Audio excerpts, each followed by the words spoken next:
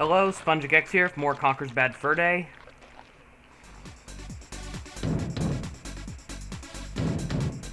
He'd better have a good excuse this time. That is the last time he stands me up. Conker, I've had it just about up to... Who are you? Look, whatever it is you're selling, I'm just not interested. Well?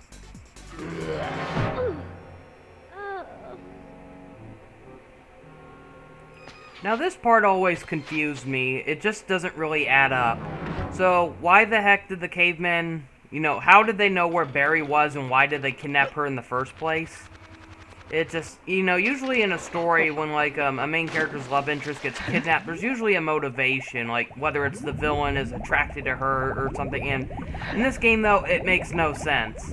And so it always left me wondering, apparently this wouldn't be true, though, according to what Chris Stever's original plans for the sequel were, but I always thought an interesting theory would have been how, if it was revealed that the professor was actually, he somehow, was working with Don Weezo, or the cavemen in some form, and, throughout the game, we know that he needs a red squirrel for some reason, so he's targeting Conker and using that as an excuse to, fool the king as well. He's trying to distract the king by telling him that they need a red squirrel in order to fix his table leg, but he actually has some other diabolical purpose he needs a squirrel for. We never learned what it was for, and so it's possible that, he understood that the only, squirrel he's aware of is dating, this, character named Barry, and so it would have made sense if, he kidnapped Barry in order to try to get through Conker, but then, Don Weezo decided to use her for, some other purpose or something. I don't know, it's this game doesn't have a very in-depth story, but it would have been interesting to know why Barry was kidnapped to begin with. All we know is she is taken by some kind of rock men, then the next we see her, she's a caged dancer in, some kind of club, and we never learned why. And I always thought it would have been interesting if, so if it were true that, the professor hired Don Weezo to hire some, rock men to kidnap her, what if, the whole reason he wanted to kidnap Barry was to try to get her to lure Conker in, but then maybe she refused to help him, and so since, she refused to help, it would have been kind of, an interesting reveal if it was revealed that, the professor then, cloned Barry and made, an obedient clone that would do everything he says. Meanwhile, he's holding the real Barry captive somewhere. And so, in the end of the game, when we saw that version of Barry that got killed, it would have been kind of a shocking reveal if it was revealed that was actually a clone. The real Barry is out there somewhere. It'd give Conker a motivation and try to go out and find her. So I always thought that would have been an interesting way to set up a sequel, but quite the opposite. In the sequel, there was supposed to be a clone of Barry, but it was actually supposed to be a decoy. So the clone was... so the one who's actually the villain is the real Barry, and that's quite shocking. They were supposed to mention how, a bunch of aliens found Barry's dead corpse in space, and they, revived her and turned her into some kind of Terminator, and she's out to kill Conker now. Not quite the direction I wanted to see them take Barry, but, I'll admit, though, the sequel did sound interesting, other than, what Barry's role was supposed to be, but... And I think, by the description given to me, that you are a squirrel. I am not a squirrel. Yes, you are. You fit the description. I actually like the Xbox version of this cutscene a little better. And, could you describe this description to me? Well, short, red fur, a big bushy I just feel like the tail. characters aren't really doing much in the N64 version of this cutscene. I like how the Xbox one, it just felt a little funnier with the movements and stuff like that the characters were doing. I tell you, I'm not a squirrel. Get your hands off me. What are you then? I'm an elephant. It helps that the weasels look a lot better in the remake Aren't as well. short and furry. They're big and gray. They look a little dated in the N64 version. That's for twitchy noses. They don't have them. No, they're long and snouty. And they also have flappy ears. Are you sure? Course I'm sure. See ya. Oh. There's nothing quite like a good Now then, what? It's alright, it's alright. That's not a squirrel. He's an elephant. An elephant. You stupid twat. Oh, yeah. Let's see. Yeah, going back to Barry, though, I also thought another interesting idea for a sequel would have been where, Conker decides to find Death and see if he can strike a deal for him to bring her back. And so the whole game would have been Conker going through, a bunch of ridiculous, requirements in order to try to bring her back to life. But then, meanwhile, we could have had it where, a new villain arose in the form of, the Professor returning, or, like the actual sequel is supposed to do. They could have had it where while Conker was fighting to bring Barry back to life, Gray could have been working behind his back and, striking a deal to bring the Panther King back to life or something like that to get revenge on Conker.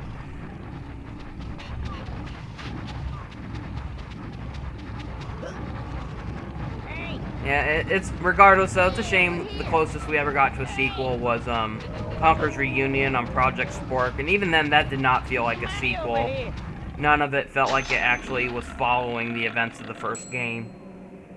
Hey, where the you been, you ginger bastard? It was such a tease too. I loved how, although the game wasn't perfect, I thought some of the cutscenes were pretty funny along with the dialogue, and I thought the ending was a real teaser. I mean, most of the game is kind of teasing you into trying to get into Conker's favorite bar, which was the main menu of the original game, the Cock and Plucker. And so I always thought it would have been, I always wanted to, actually control Conker roaming around that bar, see, what there is to see in there. And so I hated how Conker's Reunion teased you actually being able to go in there. It's like that was the whole objective of the game.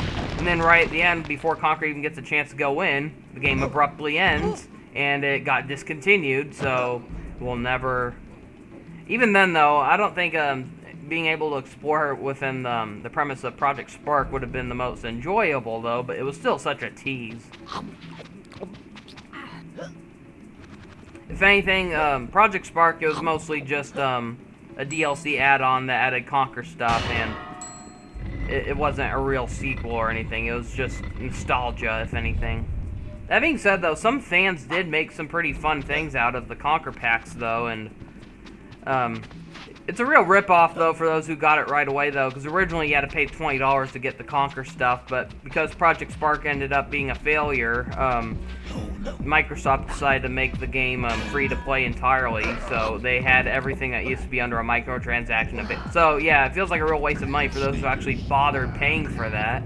I'm not going to get those $20 back, but...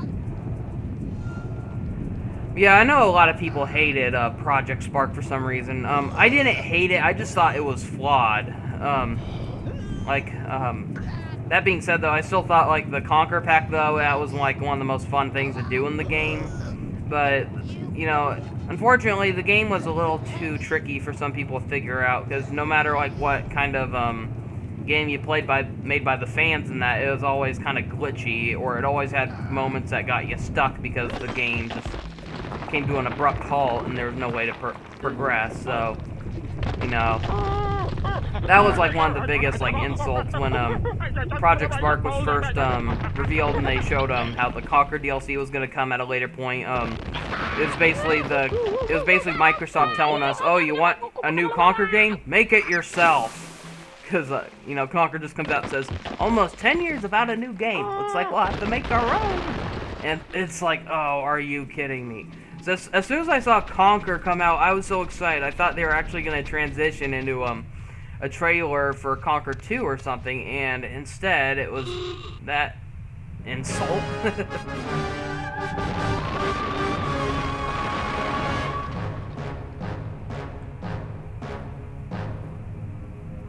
Hey, Maestro, don't you think that's a little bit too dramatic?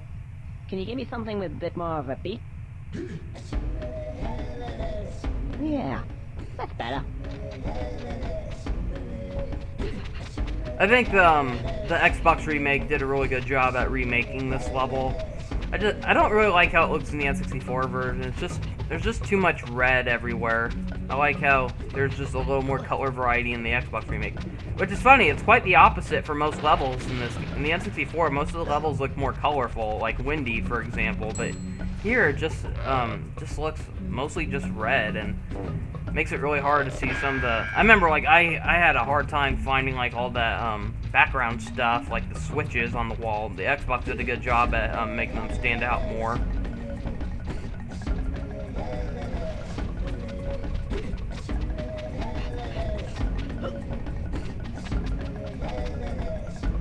So this is the Unga Bunga level. I feel very mixed about this level. Like, I think it's a very memorable part of the game, but yeah, some of the gameplay during this part isn't very fun, but it's the set pieces and events that happen that I mostly like.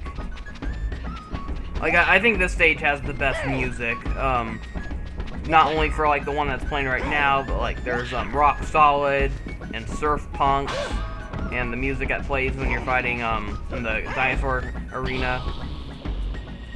So yeah, like, this was, a very memorable part. It had a lot of iconic music pieces.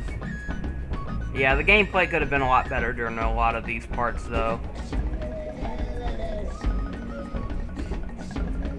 Like, as cool as the Rock Solid area is, I cannot say I'm a fan of the gameplay of that part. It was made a little more tolerable in the remake, at least, but in this one, it was very painful to go through. And speaking of painful to go through, here's another part that I don't really prefer. Whatever it is. Mostly because it's just so boring. Just gotta walk around slowly for a baby dinosaur to follow you. That being said, though, I do think the baby dinosaur is adorable. It makes me so mad what you have to do to it in the end for no reason. I just love the little sounds it makes. Hello, Baloopy.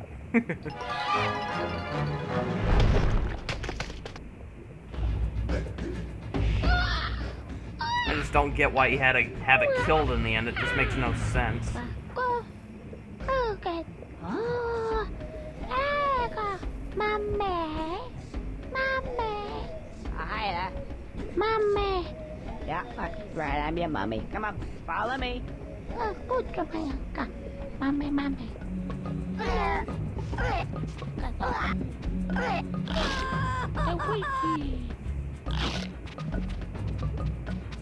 I do think the Xbox remake did a good job at making the baby look a little cuter. Here it just has like ridiculously buggy eyes.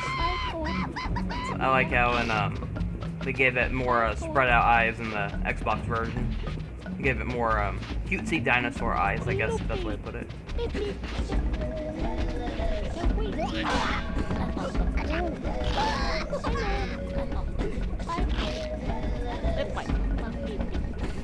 And one thing that bugs me about, like, this level is how, like, during this segment, it does not do a very good job at telling you what to do. I mean, it would have made more sense where when you first entered that room with the giant T-Rex head, if it told you to, you know, bring me a sacrifice. And then, you know, when you find that baby, that gives you the idea what to do, but it doesn't do that, so... Regardless, though, this is a part that kills me every time. I just hate having to kill that little dinosaur. All it did was think Conker was its mommy, and then you have to crush it under a weight. So yeah, I sped through that section a bit because it's a bit tedious.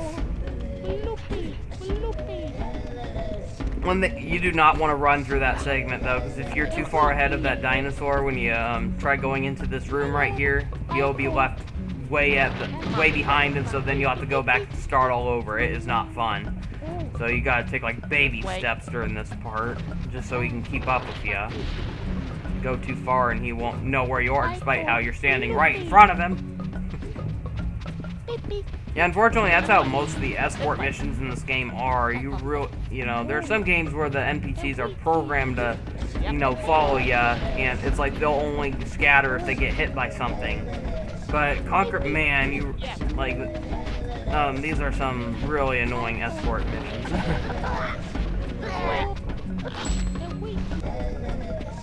Yeah, I had to speed through this part too because baby dinosaur kept getting distracted by the caveman that kept respawning. So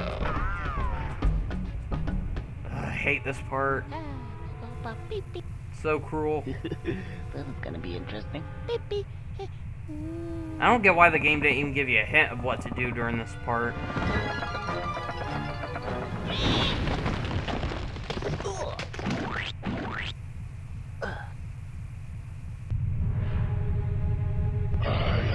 Pleased with your offering. Well, I'm not!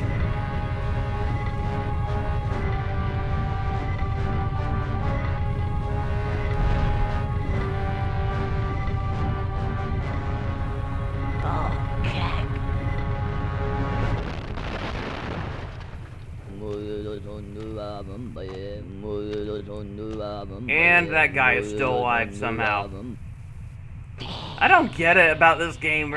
There's some characters where when they die, and then there's some where they just magically reappear like Kenny from South Park. Get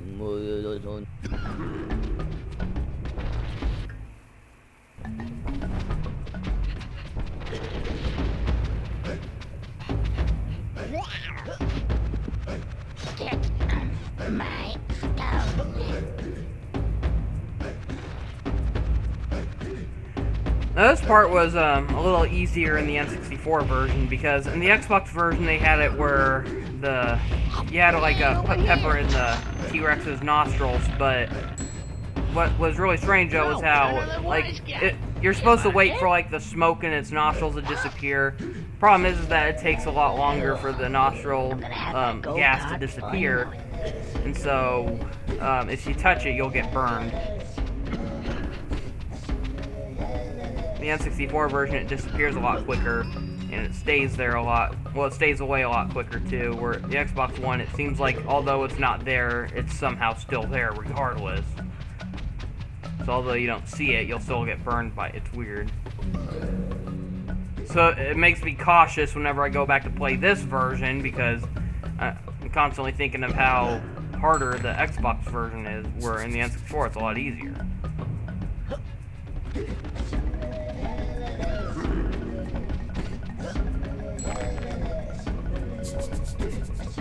Are you pleased with this offering?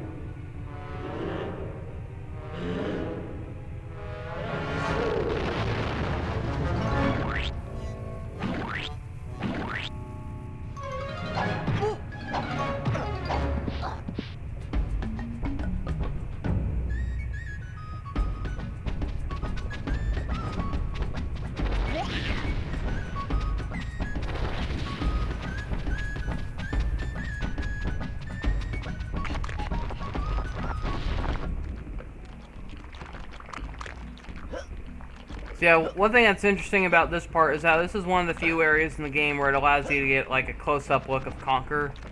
It's the camera, it just allows you to corner in on him, and so it was here where I learned that when Conker uses his frying pan ability, he actually has fangs all of a sudden.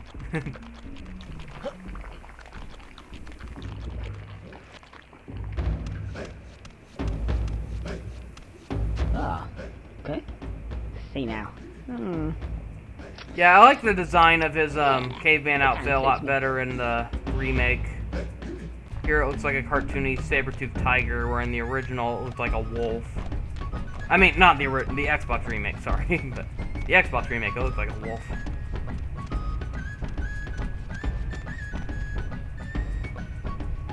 A saber-toothed wolf. That's quite comfy, there. Uh-oh.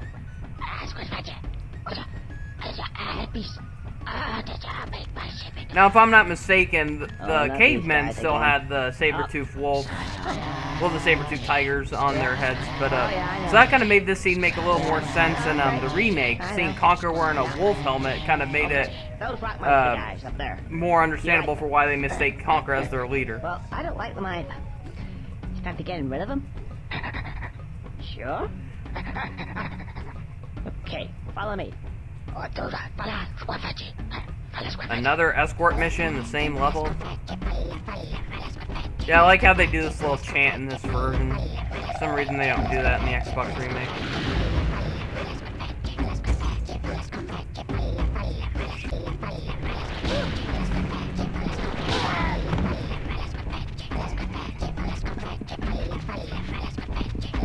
Yeah, it's too bad they couldn't have restored this game in HD like they did with Banjo-Kazooie or Banjo-Tooie, because, yeah, you can definitely see the frame rate dipping during this part.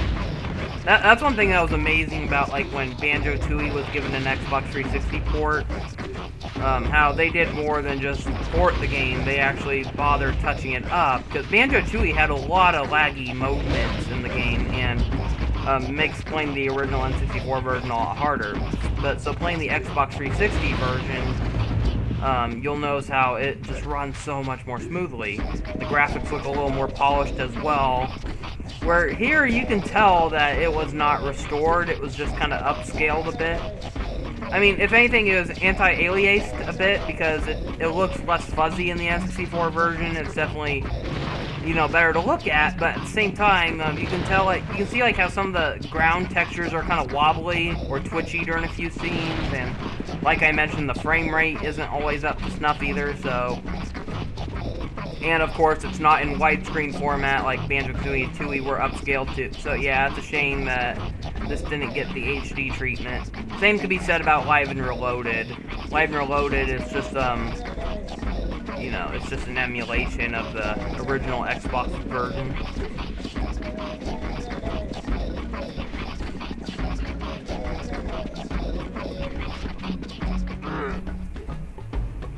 Okay, guys, let me have the first pop, and then they're all yours.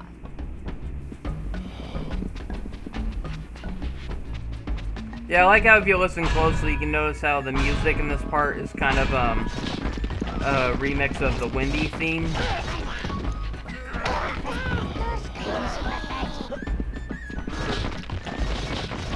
Like, it was obvious that the Barn Boys chapter, had, like, you know, a variant of the Windy theme, and in a way, even, the Bat Tower well, not the Bat Tower, but, like, the area with all the catfish and stuff like that. Like, the music there was kind of, like, based on the Windy theme as well. Yeah, I kind of like it when video games do that. They sneak, like, an overworld theme throughout levels. I think the only levels that don't have the Windy theme in it are Spooky, It's War, and Heist.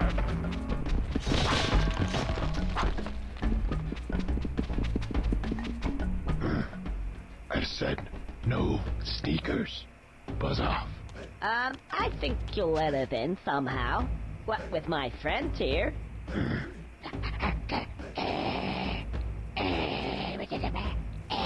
Alright, guys, just steady on. I'll sort this out. So, what do you say? You seem like my kind of guys.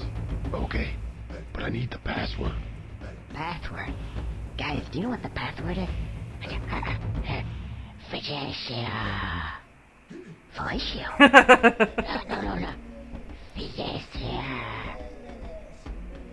Fidelio? Huh? How do you know that? I know everything. I'm the king. Well, I will be. Did you see the prologue? What?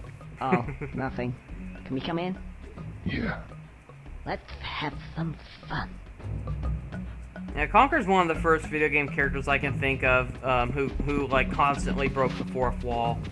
Well, I guess you could say Banjo-Kazooie, but, that was easier to miss when you were a kid, because, when you were a kid, you didn't really bother paying much attention to the dialogue, you cared more about the gameplay, but...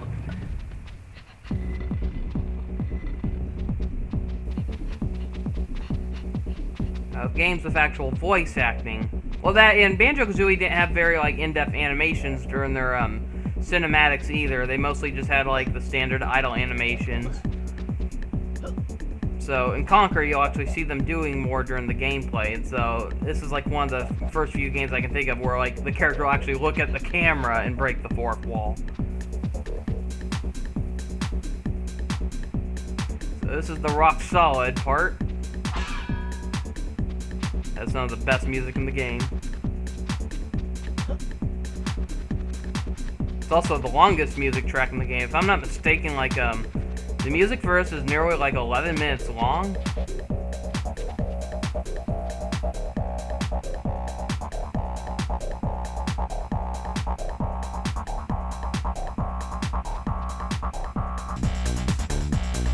No, I find it hard to believe that Barry cannot recognize Conker during this part just because he's wearing that stupid caveman thing on his head. Even then, I never understood why Conker didn't just take it off. You know, like during the part where she said, like, I'd really associate it with a caveman. Conker should have just took it off to reveal it was him, for crying out loud. Writing is not this game's strongest point, that's for sure.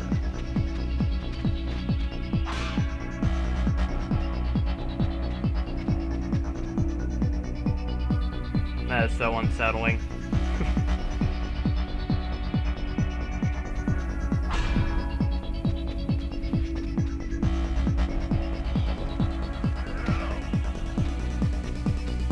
Yeah, this part is a lot more annoying in the original. The remake made this part a lot easier.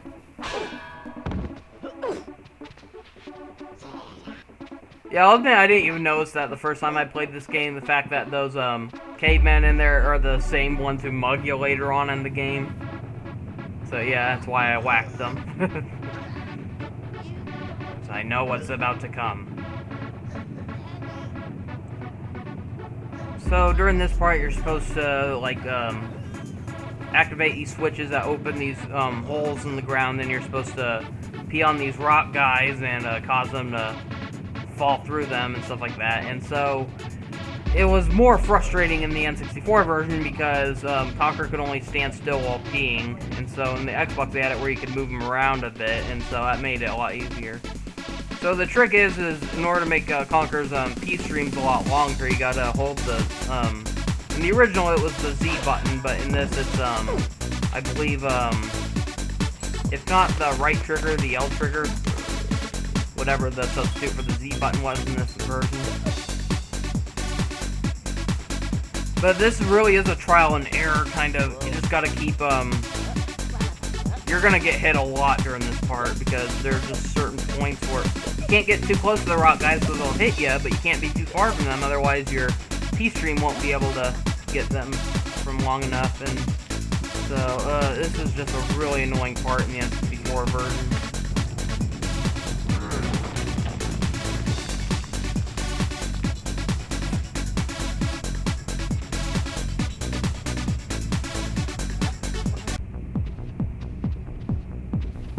So then you gotta just waddle around till Conker gets sick and can't pee anymore, and then you gotta heal him at this healing station over here.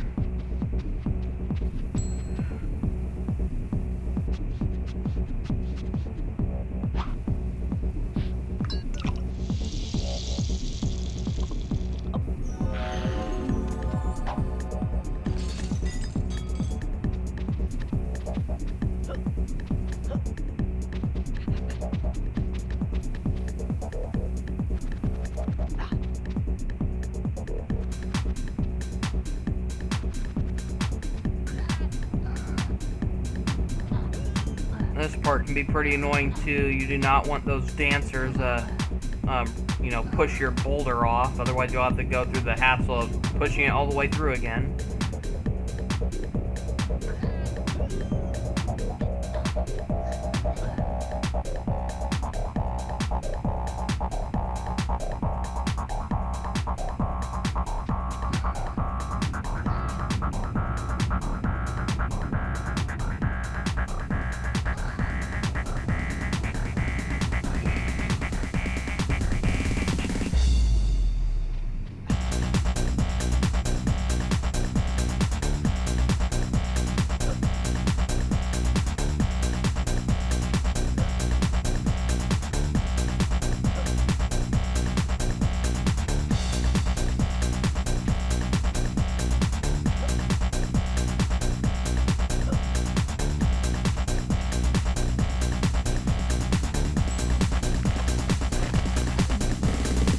Yeah, this is one of the only few music tracks in the game that they did not bother remixing in the Xbox remake.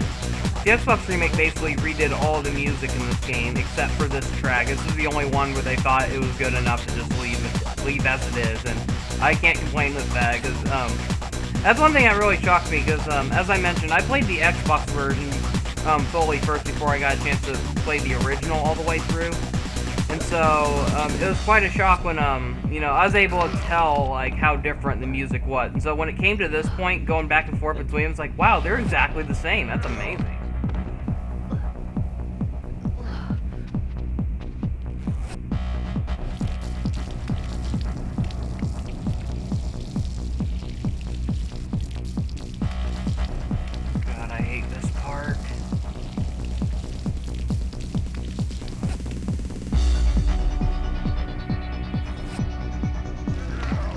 not giving you enough time to respond.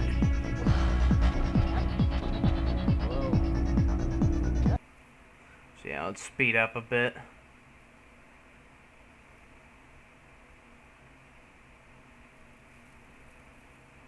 Just to give you an idea of how annoying this part really is. How much back and forth you'll have to do. Yeah, you're welcome that I didn't go through this at normal speed. I had to mute it too because it got really annoying with sped up sound.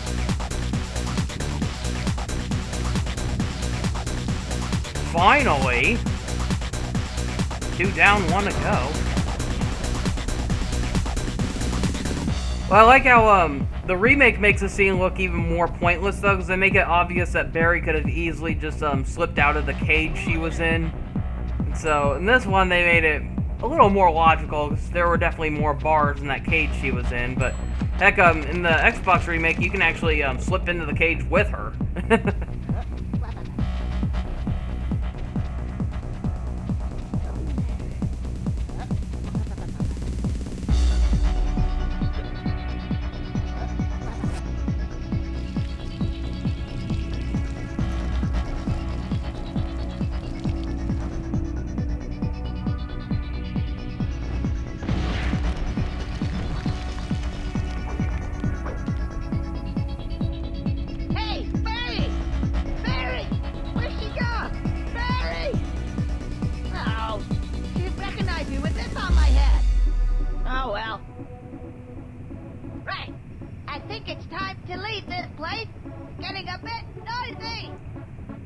Well, that's all I have to show for now. Thank you for watching. See you next time. Goodbye.